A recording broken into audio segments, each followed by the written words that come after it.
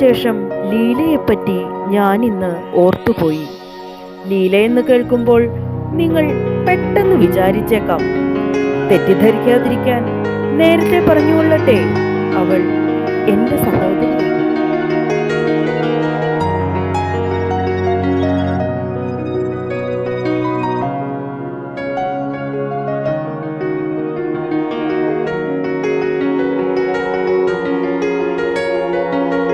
ജീവിതത്തിൽ നിന്ന് ചീന്തിയെടുക്കുന്ന ഒരു പഴയ താളാണിത്.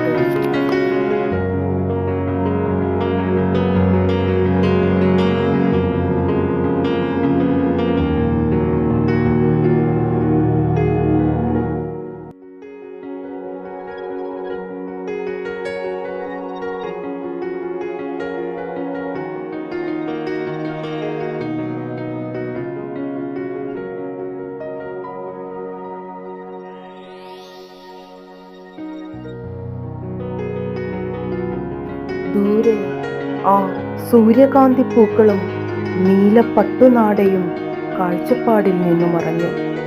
12 ശേഷം ഞാനിന്ന് ലീലയെക്കുറിച്ച് ഓർത്തുപോയി. പ്രിയപ്പെട്ട സഹോദരി, നാഴികകൾക്കപ്പുറത്തു നിന്ന് ഞാൻ മംഗളം നേരുന്നു. നിന്റെ ഓർമ്മയ്ക്കു വേണ്ടി ഞാനിത് കുറിക്കട്ടെ.